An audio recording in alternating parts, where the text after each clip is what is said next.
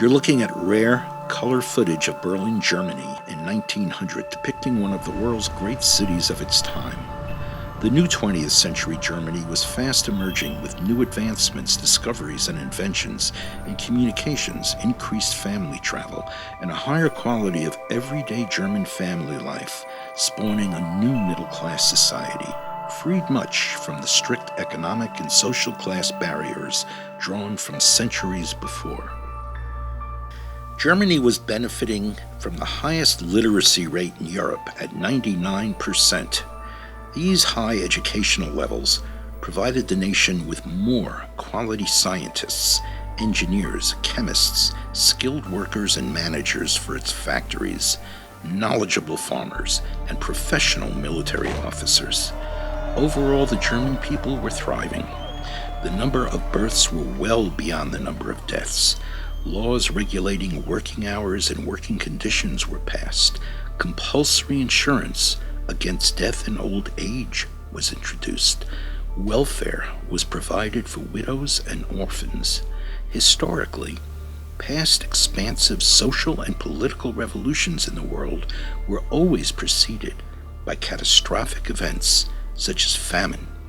Europe was inexorably on a path toward another kind of catastrophic event, a world war. A worldwide conflict made exponentially more devastating by its intense industrialization and fluid access to millions of human lives.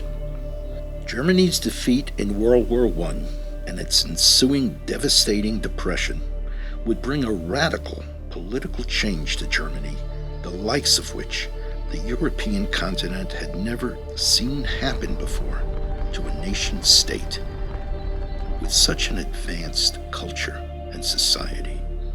Estimates are that Germany lost some 9 million soldiers and 6 million civilians in World War I. The Great War marked the beginning of this terrifying period, sometimes coined as the Dark Continent.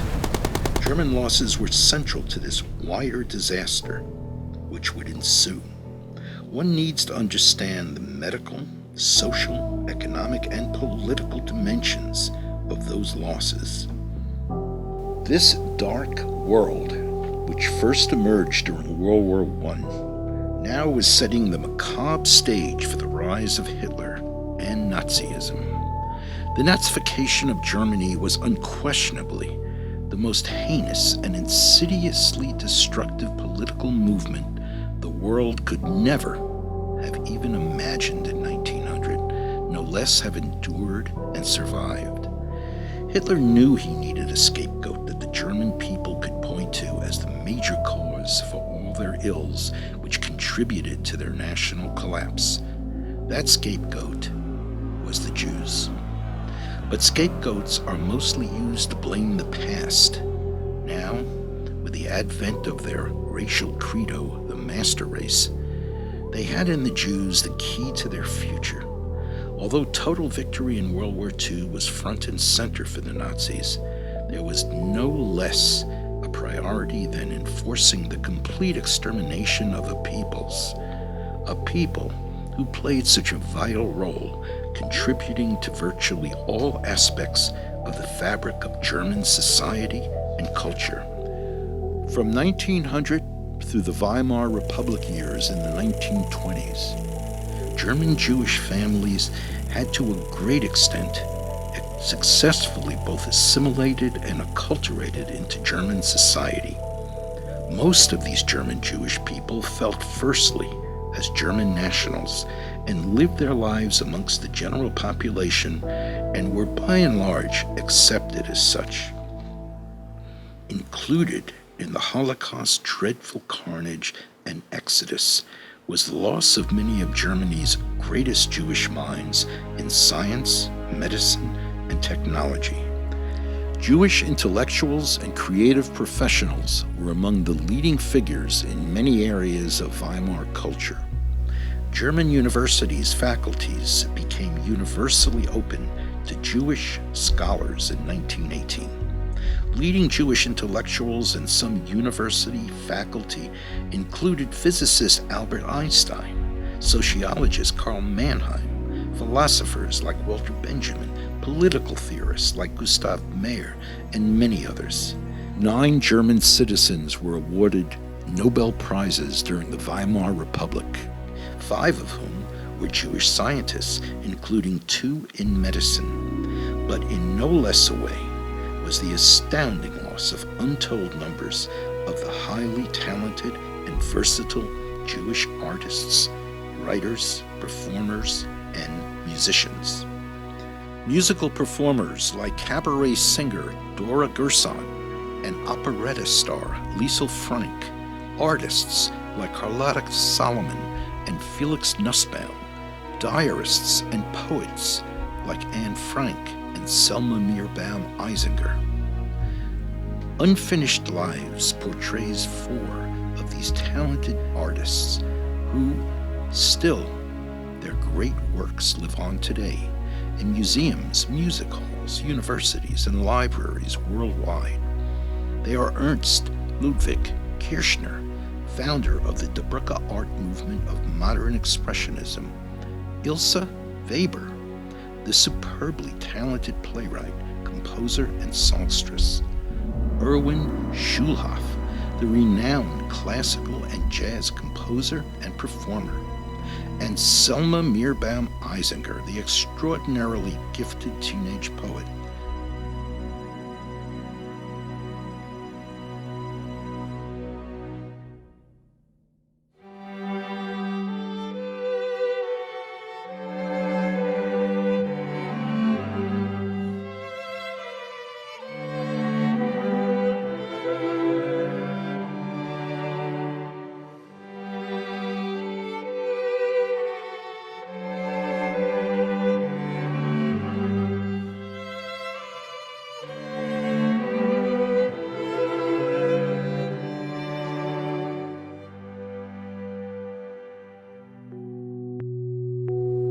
I'm in MoMA's storage with Ernst Ludwig Kirchner's The Street, Berlin, painted in 1913. Kirchner had moved to Berlin a couple of years earlier with other members of the Expressionist painter group Der Brücke, but by 1913, many of them had left, and he was there in the city on his own.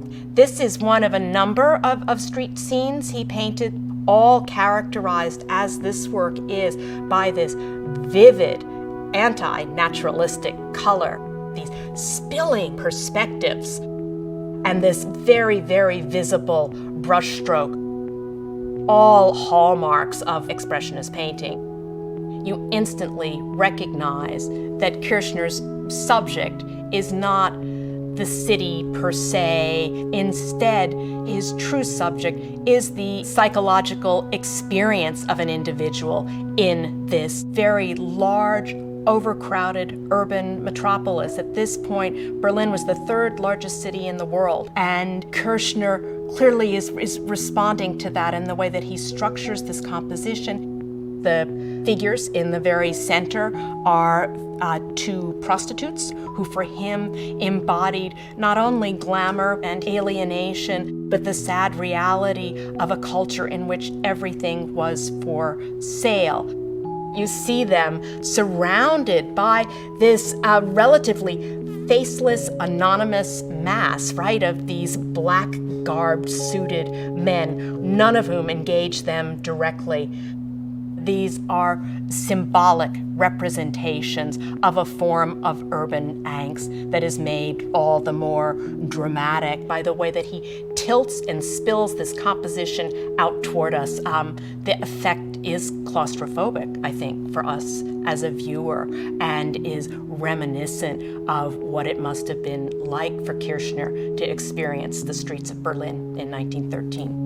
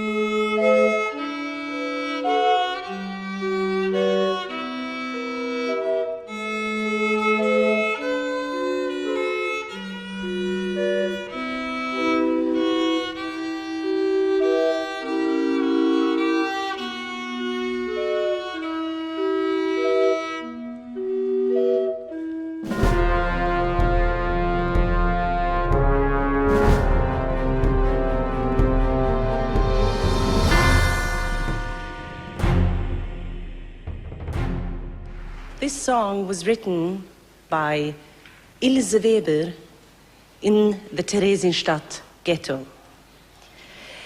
In 1939, Ilse Weber, she managed to send away her oldest son, Hanusz, from Prague to Sweden. 3 years later, she writes, "Letter to my son in Theresienstadt." Hanusz Weber, he still lives in Sweden. Ilse Weber and her youngest son, Tommy, they died in Auschwitz in 1944. Hanusz Weber and Ilse Weber's grandchild, Tommy, is here with us tonight. Letter to my son.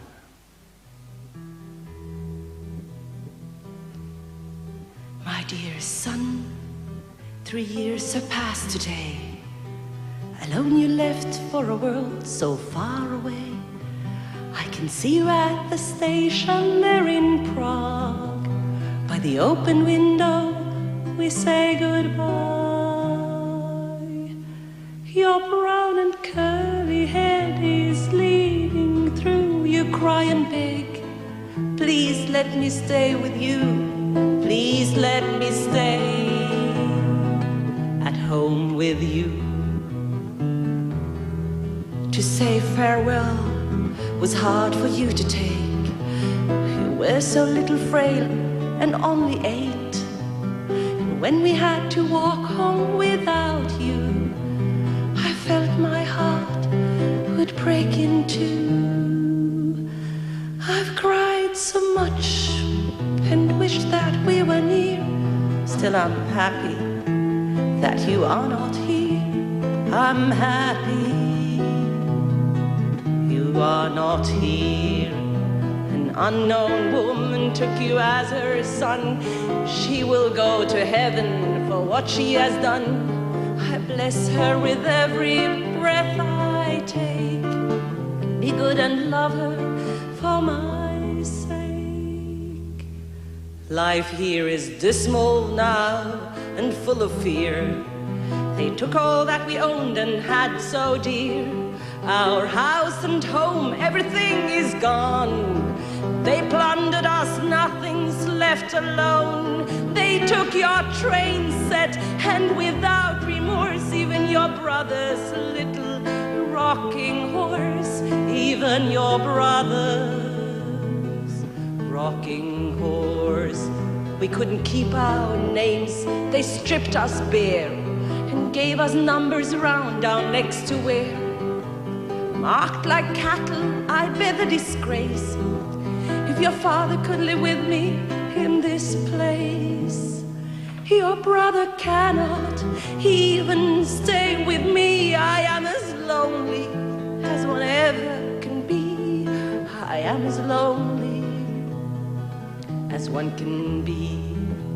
You're still too little to grasp what it means to carry the pain of loneliness and tears, body against body in one room, lying together in sorrow and gloom. Are you healthy? Are you learning well, my dear? Now no one sings your lullabies, I fear.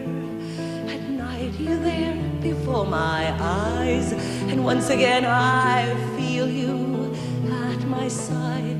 Imagine when we meet again one day, you will be wondering what I say. You've probably forgotten all your German, and Swedish is too hard for me to learn. Wouldn't that be strange? It would be fun all at once to have a grown-up son. Do you like to play with tin soldiers today? Harrier Barracks is the place where I must stay, with cold dreary rooms and dark damaged walls. No sun, no trees, no leaves at all. I work here as a children's nurse, comforting and helping so they don't feel worse. I keep guard and watch them through the night. The room has just one lamp, a feeble light. I sit in silence and protect their sleep. And every child is you, whom I can't keep. So many thoughts and dreams that we were near. Still I'm happy that you are not here. I'm happy you are not here. 1,000 torments I could still endure, if a happy childhood is for you insured. Now I must get some rest, it's getting late. I wish that I could see you for one moment. But dearest son, I can only write to you letters of longing that will not get through.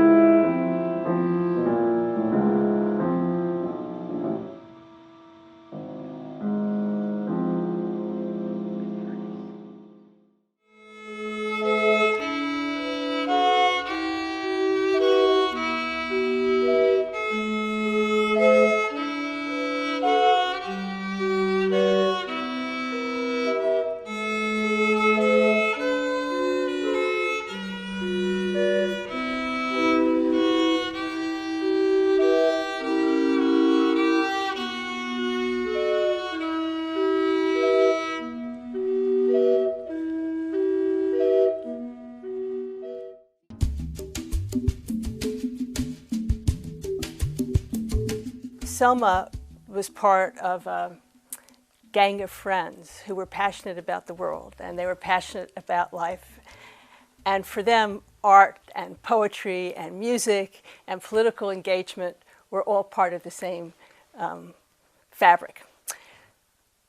So before World War II started, Selma and her friends spent a lot of time worrying about the world. And they worried about right-wing populism. They worried about the rise of fascism.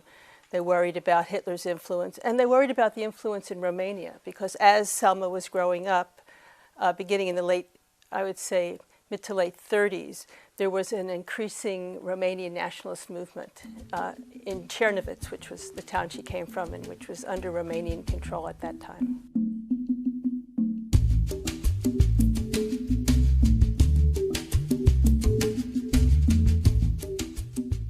Both Anne Frank and Selma were murdered before their time.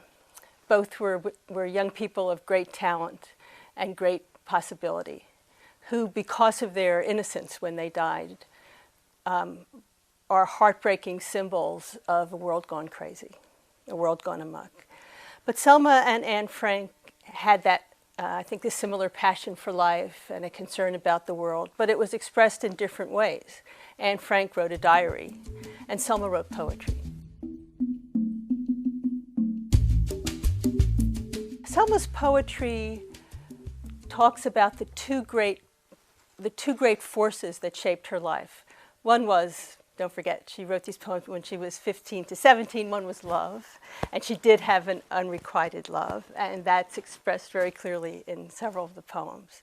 But she was also writing as her world was caving in on her, as hatreds were stalking her and her poetry, and that's reflected as well. She wrote this poem called Grief. Haggard, hungry horses standing there, oozing steam with empty eyes, soaked through, scattered on the moistened ground, oats now serve no useful purpose. Drenched from head to toe, a cat creeps along the moldy wall. With his collar raised, a farmer looks at his money. Will it see him through? I'm a specialist in Latin America, and I've written works on the Inca Empire and colonial Peru. And my interests have been around issues of power and how they're expressed in cultural ways. I hope I did justice and tried to think about those questions as I brought them to my study of Selma. Now, the study of Selma, honestly, came out of the blue. As I said, my mother is Selma's closest living relative. We knew she was a poet, and the family had contributed to a private publication of her poetry. But it really wasn't until my mother was invited to Czernowitz, to Czernivtsi, Selma's hometown, when the city government, along with a university professor and Austrian literati and a professor from Germany, put a plaque on her tenement door in her honor. And my sister and I were humbled by that, to realize both our own ignorance and to realize the richness of our lives that we had missed over the years. And that was part of our interest in translating Selma into English and to be sure that to hope that her work would then be available to a wider audience.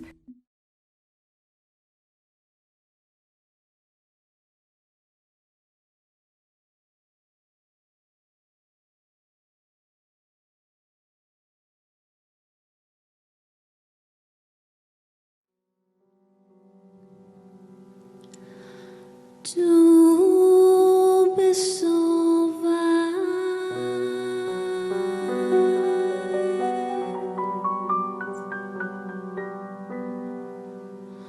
so weit wie ein Stern,